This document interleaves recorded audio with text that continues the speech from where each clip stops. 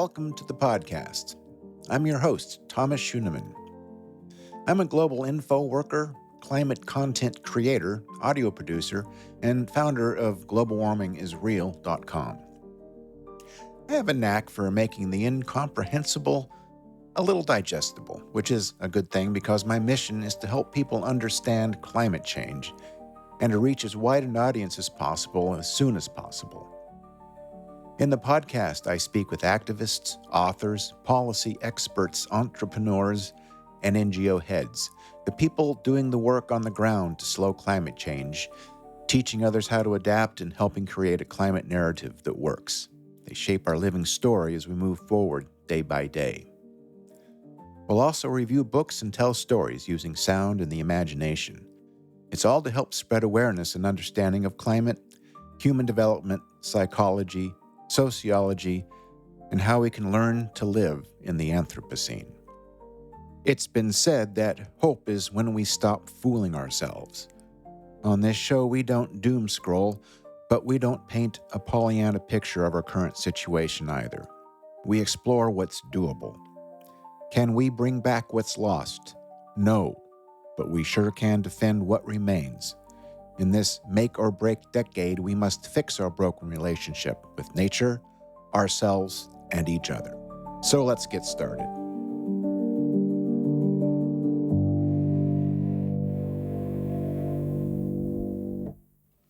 I recently had a discussion with Michael Mezzatesta about climate change, energy, economics, and how we can respond to the climate crisis in the upcoming Trump administration.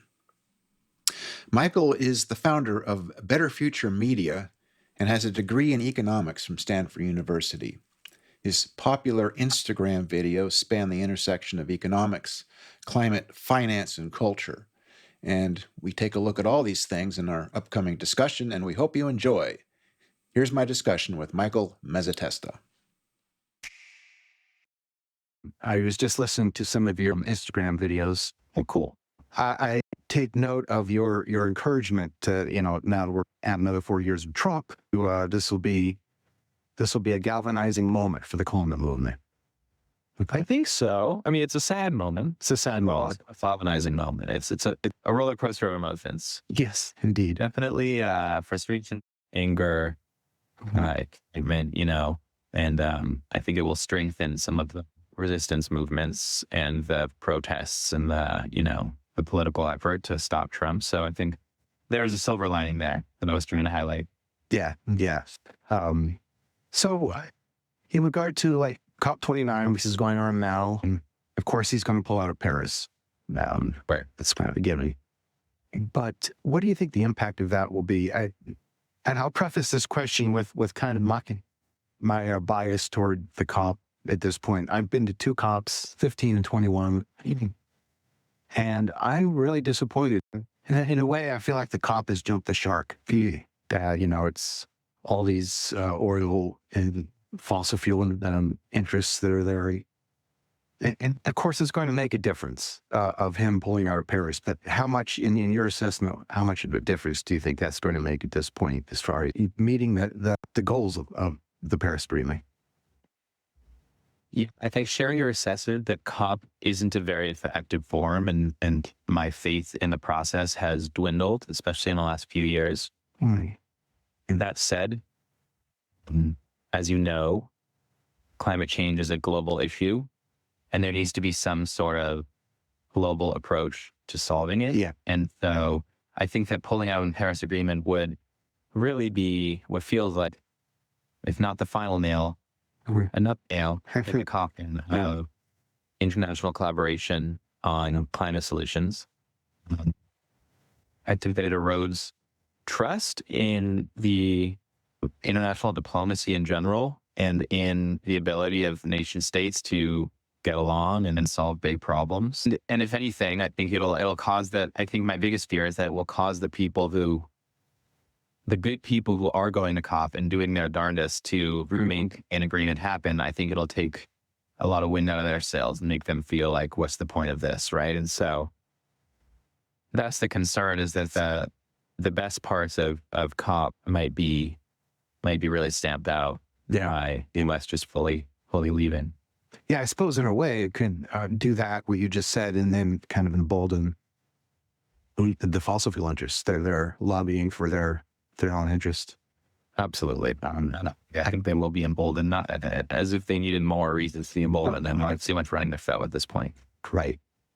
What other impacts do you think? Well, my question is going to be what other impacts him pulling out Paris will have in international collaboration, but there's so many other aspects of Trump foreign policy, in regards to like the SDGs and with energy. From what I gather, the momentum toward renewable energy is pretty strong right now. It's not like it was in 2016. Yeah. It's like the train is out of the station, and that's where we're headed.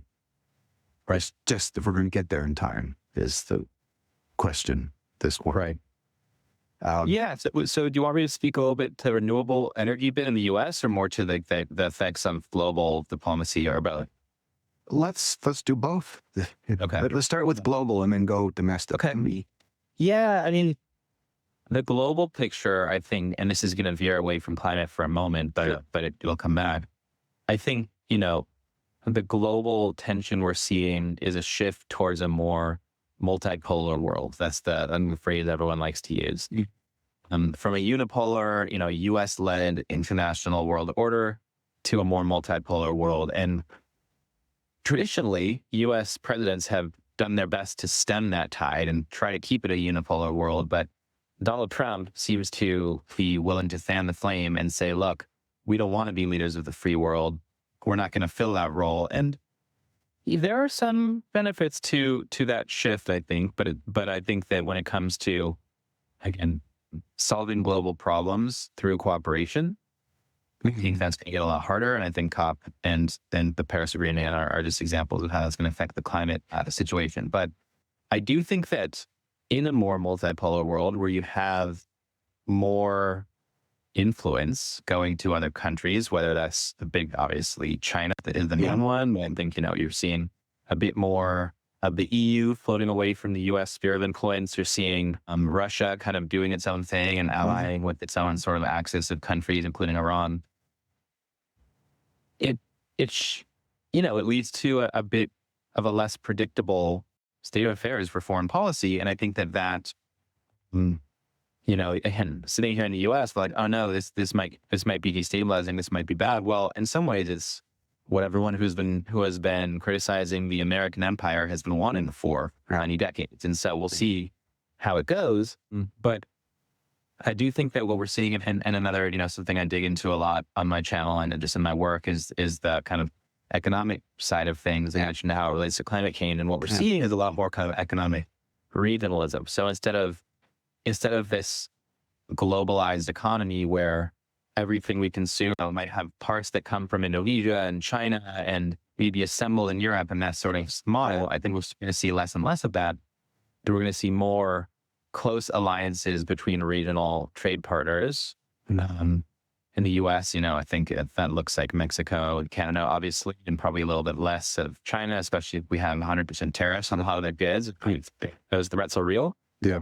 And so I think what it needs is, in some ways, a bit, a less stable, predictable economic system. But at the same time, I think it means, hopefully, and again, this is where I try to stay optimistic here, hopefully a little bit more power shifting back into the hands of domestic labor and less of a sense that like these big international multi-conglomerate corporations are just getting the cheapest labor and the cheapest materials from everywhere they can at this keeping the profits for themselves. And so that's the silver lining on the foreign policy front. But the question is, does this increase the risk of nuclear war? Because that is the ultimate, that is the ultimate like trump card, so to speak, without like using that term anymore. But that's the ultimate like red flag or risk of a more multipolar system is we lose the kind of deterrent effect that the U.S. military has had in the last few decades. And the nuclear war would change everything. It would destabilize everything. And it's like, well, at what cost? Right. And I assume it was just saber rattling where you just had Putin today. Was it that changing his, what you might use nuclear bomb whatever. Yeah, it's lowering the area Yeah. for which the Russia can use nuclear weapons, at least according to their internal decision making. And so, yeah, that's not good. Yeah. Yeah. And Biden, it's in response to Biden approving the use of U.S. spade long-range missiles in Russian territory. So, yeah, it's scary. I will say that the unpredictability of Trump from a foreign policy perspective in his first term seemed to play a relatively stabilizing role in the sense that a lot of foreign adversaries seemed to be on their best behavior because we were kind of a loose cannon. And he made, I don't know if you saw his interview about John Bolton, where he was like, I don't like John Bolton, but he was great to have in the room next to me because he really wanted to go to war with us. And so they were looking at him like, oh my God, I think this guy wants to go to war with me. Things like that, it's a little bit of a aggressive and unpredictable approach, but I cannot say that foreign policy has gone well during the Biden administration. Things seem to have gotten, Yeah, there's a lot of conflict in the world. slowly closer to international conflict and war, and we've seen what's happening in the Middle East. So, again, I do try to keep,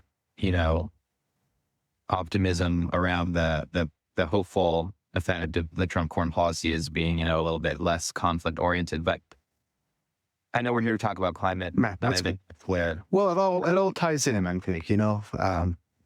Climate change it's a symptom of where we're at.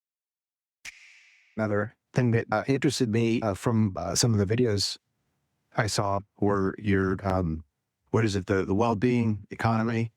Yeah. Post-growth alliance. I think you're with the post-growth alliance. Yeah. I'm really interested in how capitalism is feeding all these tensions, the climate change, the hyper-consumerism, the globalization, like you were just talking about, and how we can get from the economy we have now, the capitalism growth rules, to something else.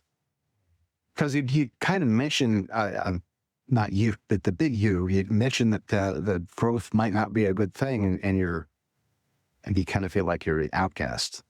What do you mean growth isn't good? We're kind of a communist, are you, or something like that? Yeah, I did a lot of that. Yeah. Yeah. So I'm really curious in your thoughts about how.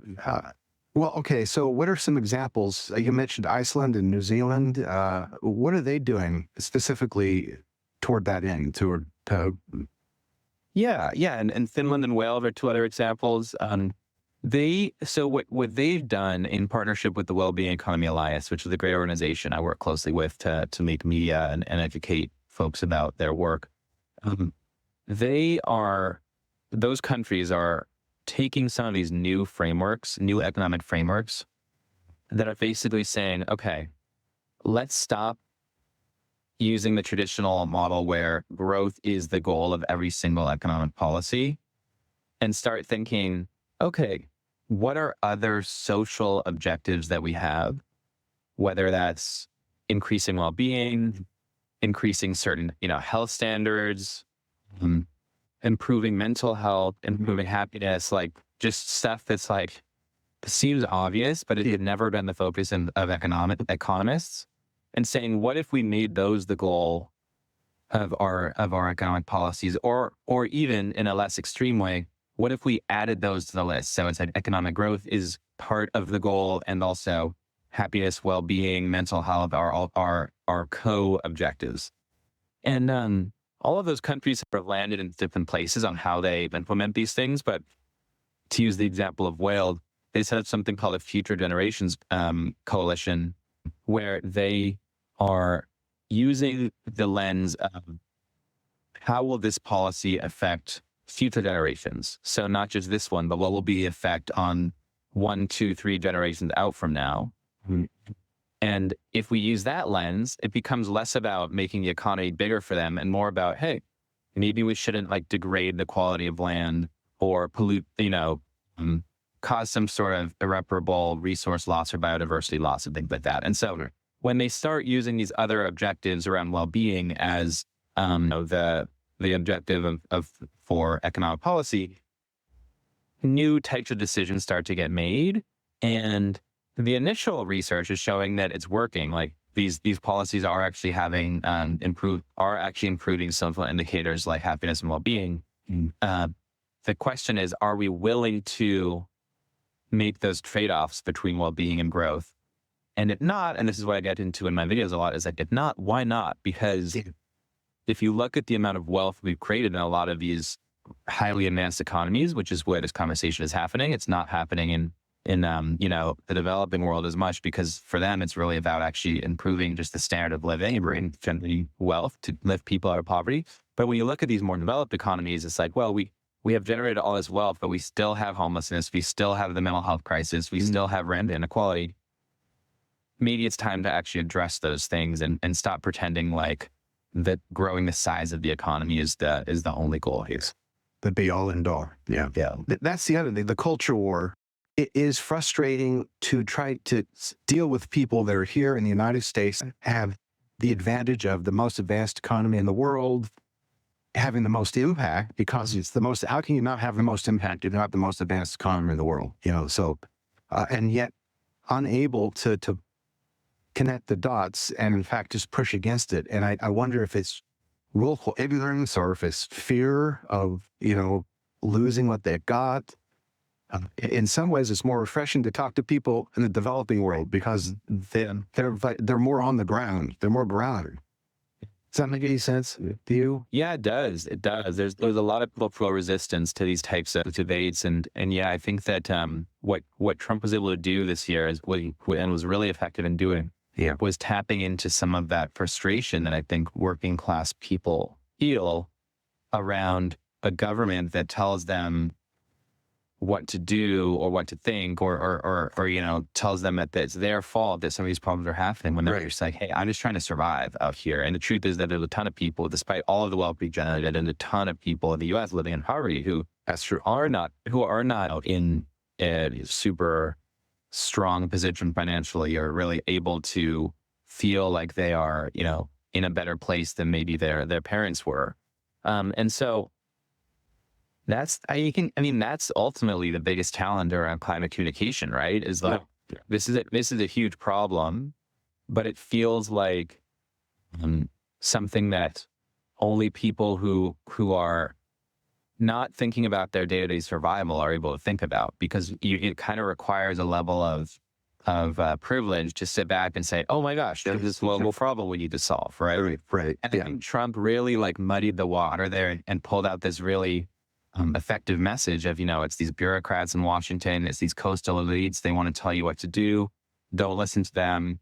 I'll make sure that it's just America first and you first, and blaming all of these other forces, the elites, the immigrants, the global right. He has a rotating cast of characters. A host of enemies, Exactly. But hey, I do think that there's something there around whatever a climate positive message is, whatever that political platform is, it needs to feel abundant. It needs to feel like it is a positive future that we're building towards, something we all will benefit from.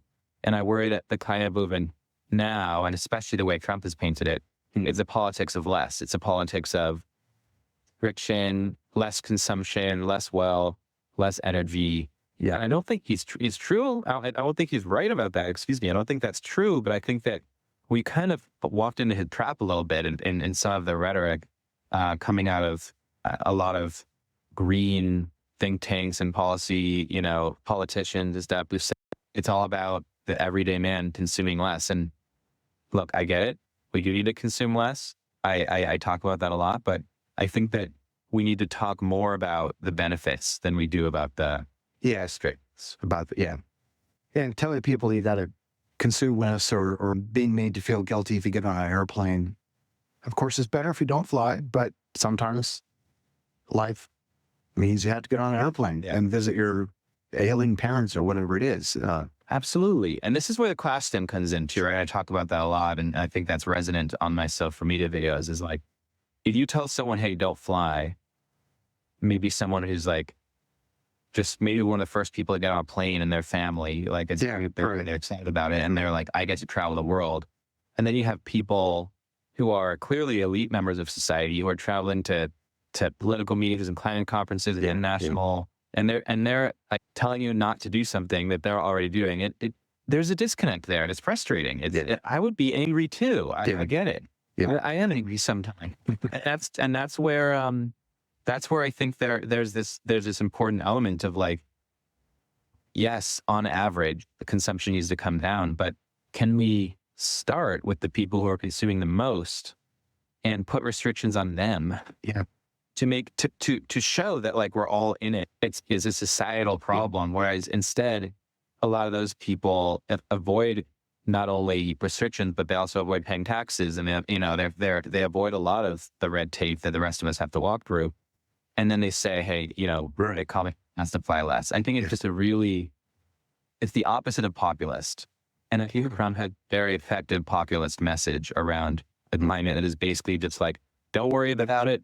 We're going to drill, lady drill. We're going to make the energy cheaper for you. And this is not your problem. And people love to hear, to get a whole problem taken off of their list, off of their confidence, right? And if he was able to do with climate this year, it's very frustrating because it means we're just going to kick the can down the road. Yeah. But it works. And I get why it worked. It did work. And it seems like from everything I've been hearing the past few years, this is kind of a make or break decade. We're into climate change. That's unavoidable. But the worst consequences of it, we need to act this decade to get a handle on it. And we're already halfway through the decade. The last half of the decade is going to be dominated by Trump. Mm-hmm. So sometimes these rhetoric, the make or break decade, for instance, or with the election, we have to save democracy, and who knows? The jury's still on that. Maybe we, I won't get into that, but maybe we need to back off on the scare tactics a little bit, or just balance it with, like you were saying, offer a optimistic alternative to we're all going to die. Yeah, that's what I think is so important. I think when it comes to like the critique, I think that if it's infused with a class angle that is like really a critique of this elite lifestyle, then I think people that's a more populist version of that. But ultimately, I think we need to critique less. We need to paint a positive picture of what the world could look like if we come together and solve this problem. Yeah. And I think that is things like cleaner air, cleaner water, better health, more well-being, better mental health, more public transportation, more affordable housing, like all of these things that people actually want. Like we should be talking about that and not, it's over if we don't get Trump out of office, then the climate thing is done, democracy's finished. I think that's the pitfall the left, or you could say the Democratic Party, has fallen into in the US, is it's a politics of reacting to things they don't like. Yeah. As opposed to the politics of shining a light on like the future that we do want to build. Yeah. That's good. I like that. Politics of reaction. So getting back into the Trump and what he's promised to do, what I suppose he will do, because he promised. What do you see the impacts will be for us Americans when he pulls whatever he's going to do to NOAA, NASA, the U.S. Weather Service, all that sort of thing? The Weather Service. What's his beef with the Weather Service? Or NASA, for that matter. I guess NASA does climate research as well. I guess, is that it? Is so that anything tangentially related to climate, he's going to go after? Is that you told him?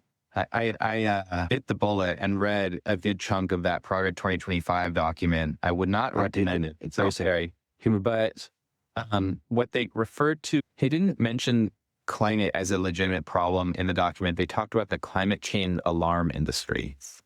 As if the only real problem is that people are complaining about climate change. There is no real climate change. It's very freaky. It's quite backwards in their understanding of the climate science or lack thereof.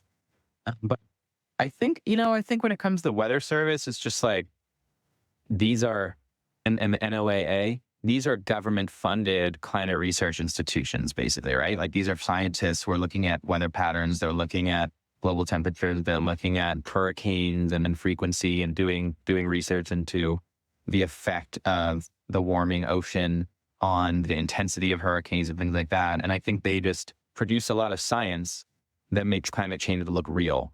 And for the Trump administration, that's a threat. And so they want to get rid of that threat. It's very scary. It's very like, 1984 type authoritarianism. And I do not approve. Now, I think, on a very cynical level, if we can't check the weather easily, we might not be able to see patterns in the weather, like the fact that it's 80 degrees in November or something like that, right? I mean, how stupid do they really think we are? I don't know. But it's scary how, like, that the implied view of the American people and some of these policies is quite condescending. But I think that ultimately it's more about finding parts of the government that seem to be working with climate scientists and defunding them and trying to remove that link so that the US government is less influenced by and less collaborative with the climate scientists of the world, who are a big thorn in the Trump administration side because they're constantly saying, hey, we need to do something about this, right? I think that's what's happening here. And I will say just briefly about like what's actually going to happen. Thankfully, these agencies have strong institutional foundations and in some cases bipartisan support. And so they will get funding cuts. I'm sure they're going to try to replace the leadership. But I also think there's a chance, and I'm hopeful that even Republican senators and Congress people will temper the cuts and the destruction of these departments, because these are benefits to the American people.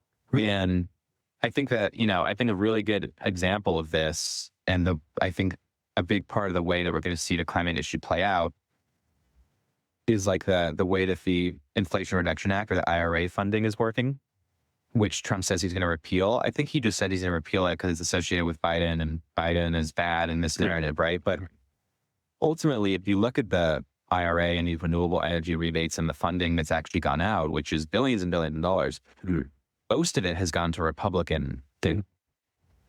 And so I foresee that when push really comes to shove on quote unquote defunding the IRA, I think a lot of energy companies in Texas are going to be like, hey, don't do that, please, because this is free money for us as long as we hit these objectives that the IRA has laid out around renewable energy. And by the way, Texas is a great place for solar energy and it's a great place for wind energy. So in some ways, I think you made the point at the beginning of the interview, like the train has left the station on renewable energy.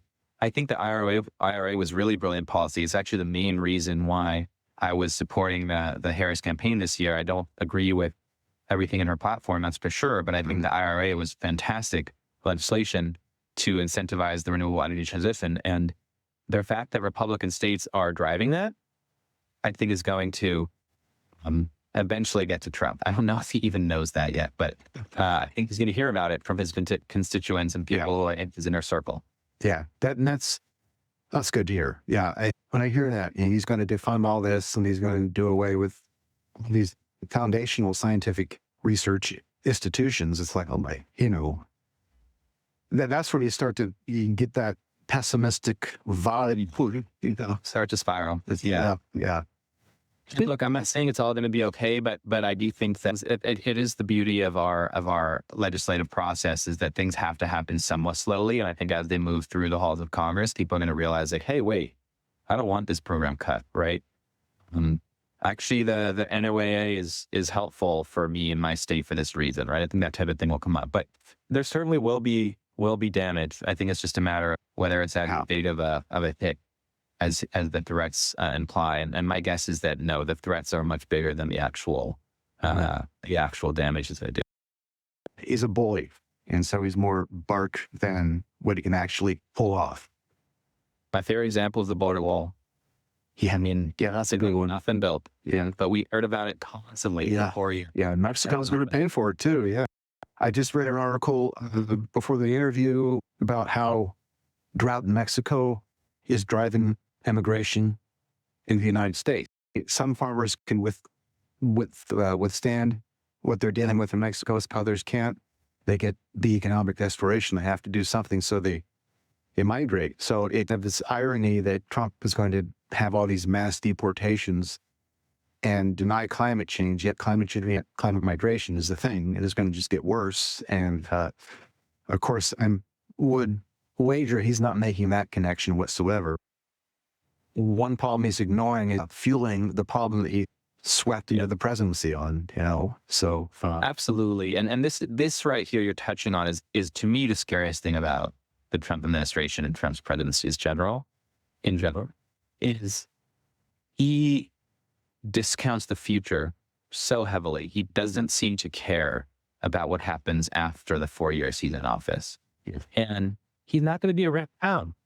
He's getting up there, and I think he's fully happy of doing everything he can to bring oil prices down and make himself seem like the greatest president of all time because of gas prices coming down, and then just have no accounting at all for what happens as a result of that, and what does it look like in 30 years.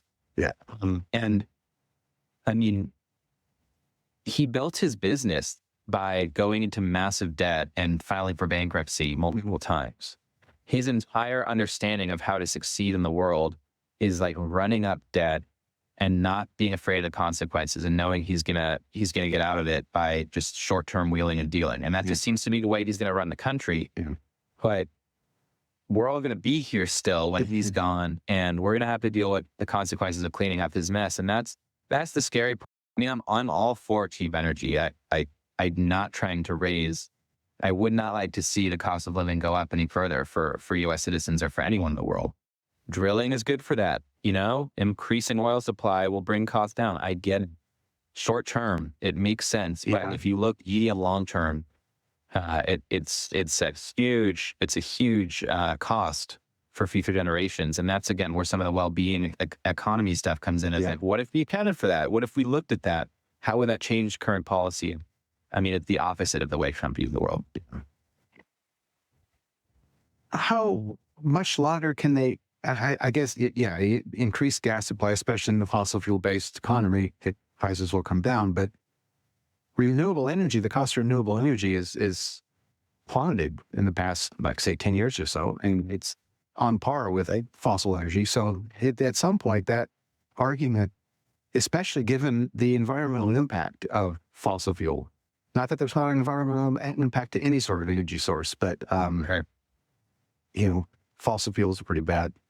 So, it's not even that, is it even that long-term a thing? I mean, how much longer will it be before it's just too expensive to continue to drill for every last drop of fossil energy? In fact, I know this could be a rhetorical question, but if you have some. I mean, longer than 4 years, unfortunately. Yeah, longer than 4 years. Yeah. Yeah. I mean, it's inevitable that the cost, the social cost of carbon is currently very high. He doesn't care about that. Yeah. The actual cost of carbon, I think, can come down quite a bit more if we just hand a carte blanche to all of the fracking companies and let them frack everything that we've got. But even that, I mean, I don't know if you listen to a podcast called The Great Simplification by Nick Higgins, but he has a really cool view of all of this energy stuff. And he talks about how, like, even fracking has its natural endpoint. Like, we will have fracked all of the shale in Texas and New Mexico, and he doesn't give a hard timeline on that, but it's like in the next couple of decades. And so like, then what? Then costs of fossil fuels will inevitably go up. By then it might be too late for the economic forces to slow down climate change, but fossil fuel is a limited resource. It's not unlimited. We have only so much of it in the ground. And so, again, I don't think Trump wants to think about that, because he's just thinking, if I get more of it, I will look good and I will have more power. And that's all he really seems to care about. But it's inevitable that we're going somewhere else. Right. For energy. Yeah. The carbon age that we're living in has an end date, and it's coming soon. Again, I just don't think it's happening in the next 4 years. And so, unfortunately, it's going to be up to future administrations to clean up this mess. Yeah. Yeah. There have been energy transitions throughout history, and to think that we could just stick with the status quo forever is not wise thinking. Right. So, do you think 1.5 is dead? Do you think we're going to I have no reason to believe that we will stop warming at 1.5. So is it dead? If it's the yes or no question, I gotta say yes. Yep. Yeah, it's dead. It's maybe very, very small chance of being 5. But I think that the Trump win would the last breath of 1.5. I hope 2 to, truth is 2 is better than 1.7 is better than 1.8. I think 1.5 is always a bit of an arbitrary distinction. And I know there was some scientific thinking behind the fact that 1.5 would limit a lot of the downstream consequences of warming, and it would prevent the potential tipping points in the climate from getting triggered. So I get it. It is sad, but I just hope that we can stop it before 2 degrees now, or God forbid 2.5 or 3. The lower, the better. So I'm just, what are the alternatives other than the COP process at the international level that can rein this in? Are anything come to mind for you? Yeah. Well, two main things come to mind, and there might be a third once you get down the road here. I think that this grassroots activism and protests are going to get a lot louder and a lot more disruptive. And so ultimately, it's a disruption of business as usual that is necessary. And if policymakers aren't going to do it and aren't going to pay the political price of some of these unpopular policies, or build the positive vision that we were talking about to make them popular and make them actually palatable for people, then I think folks are going to have to start getting in the way and disrupting the development and operations of fossil fuel infrastructure. I really do think that is going to become a major force in politics over the course of the next decade. Okay. And I do think that I was being sincere in that video when I said I think that the climate movement is going to get a big boost from the Trump presidency, because we're going to have to. It's going to be necessary. I think people are going to stop believing that simply showing up to the voting booth every couple of years is going to do it, really solve the problem. But that's more of a political movement answer.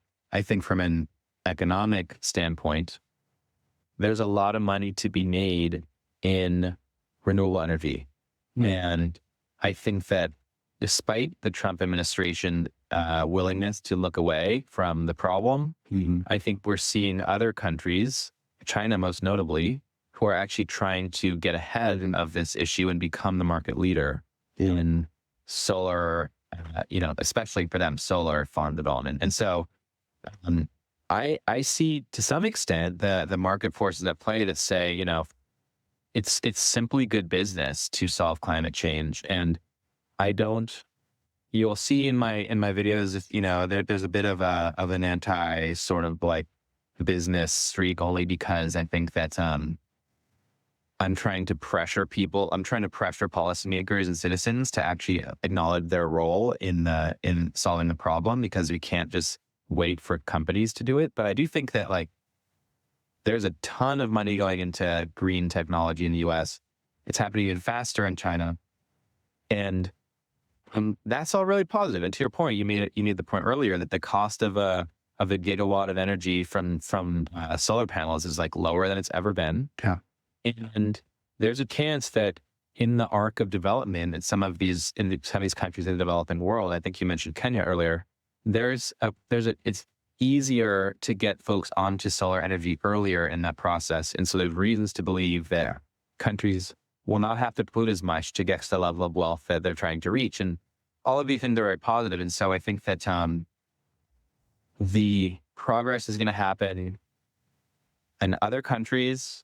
It's going to happen in the US at the state level, at the local level, at the regional level, at the city level, municipal level. I just don't think we can expect too much support from the federal government of the United States in the next 4 years. And that's a bummer, but it's not like all the levers have been taken from us. That's true. That kind of was the case. But the action at the subnational level when Trump was in office before, there was a lot of movement, cities and states. Exactly. I mean, California made a ton of progress, and Texas and a few red states made a ton of progress too. And that gives me a lot of hope, because it's not it's not a purely left versus right political divide. I think it's actually this issue, energy transcends politics in some way. I mean, folks just want cheap energy. Right. And if the clean stuff is cheaper than the dirty stuff, they're going to go with the clean stuff. And that's great to see. Yeah. That folks aren't just ideologically choosing where to get their energy. I think folks actually realize that there's not only cheap energy in the renewable energy transition, but there's also a ton of jobs. And so I think this is another thing that gives me optimism is there's more jobs opening now in renewable energy than in oil and gas. Yeah. So it's this big economic shift that's happening. People are learning the skills, and I think that ultimately it's going to be a economic asset for the states that get ahead of it and the countries. Yeah, that's another positive aspect. Definitely. It's funny. I've been following a subreddit. It's called Real Tesla, and they're anti-Musk. And so many people, at least from what I'm reading on the subreddit, are kind of dump their Teslas because they bought into it for maybe not purely ideological reasons, but maybe a little bit of that, and wanted to get the EV and get ahead of it. Now, Musk has shown his true colors, and everybody's kind of dumped their Tesla at a huge loss. I'm seeing that. Yeah. Curious. I'm quietly sharing when I see that, but I also, I think that unfortunately Elon Musk's power doesn't seem to be something that a few of us ethical consumers can really dent it at this point. He's really been running very fast towards global domination, whatever you want to call it. I mean, it's really been a villain, like a hero to villain story of the most comic book. Right. Exactly. His like such an arc, a character arc that he's gone through, and it's very scary to see. But hey, the guy really helped out the solar industry for a while, and to some extent, he still, from what I can tell, what he says publicly, he still believes deeply that the U.S. needs to get off of fossil fuels, and the world needs to get off fossil fuels and shift to harnessing the power of the sun, he says. And so, hey, maybe that amount of renewable energy optimism and knowledge in the Trump administration is like, again, a silver lining. Maybe he did so. Yeah. Tell Trump, hey, you know what? Actually, like, you're wrong about solar energy. But yeah, I used to really kind of think that he was a great hope for humanity, and now I'm just like, what happened? It's sad. I guess. What is it? $250 billion happened, or whatever it is. Yeah, I mean, people are calling it the best investment of the year. We put like a couple $100 million into the Trump campaign, and then, his net worth has gone up like, I think, multiple tens of billions since the election. So yeah, it's sad. It's self-interested. It's an example of why this kind of like super hyper individualist mindset doesn't seem to be compatible with like actually solving the climate crisis. It just ultimately the incentives are misaligned. But I respect the people who are deleting their Twitter accounts and returning their Tesla. I think resistance is cool, but I also think all I can really do is be optimistic that he will recognize that he's kind of done as much as he can do in terms of his own political shift, and maybe he can be a force for good. I say that with a big grain of salt for the administration. It feels like wishful thinking. We have to do the counterbalance anyway. Yes. Well, sir, I appreciate your time. Any other notes of optimism you want to leave me with? Notes of optimism. Oof. Tough assignment there. That is a tough assignment right now. Yeah. Wow. I will just say this. I think that maybe two things. some of the anti-corporate rhetoric coming out of the Trump administration, I actually find very positive. Okay. A lot of it's coming from folks like RFK, who I know freak a lot of people out because of the alternative medicine and anti-vax stuff, which I've also been creeped out by. But, or at least the vaccine stuff, I think is a little weird. But also, some of his openness to alternative like Eastern medicine traditions, I'm like, oh, maybe we need a little bit of that in our society. Yeah. Anyway, the reason I'm bringing him up is he's talking about the fact that the pharmaceutical industry has too much influence on American politics, and we need to restrict their ability to lobby, and we need to restrict their ability to advertise. And when I hear things like that, I'm like, oh, wow, this is a very progressive idea coming from someone who's apparently right wing. And I hope that people who consider themselves part of the left, consider themselves part of the progressive environmental movement, can find the kind of diamonds in the rough in the Trump platform, where there are actually some progressive ideas in there that are deeply anti-corporate and antitrust. And even J.D. Vance has come out in support of Lena Khan, the head of the FTC, who has been parade for antitrust legislation. And so when I see things like that, I'm like, okay, in some ways, there's a common enemy between the progressives and the MAGA movement, which is like corporate elites who don't care about anything except their own profit and their own stock price. And that is a thread in the MAGA movement that I hope we can all sort of try and support while they're in power, because I do think that there's benefit in actually calling out the problem and addressing it, which is something the Democrats didn't seem willing to do.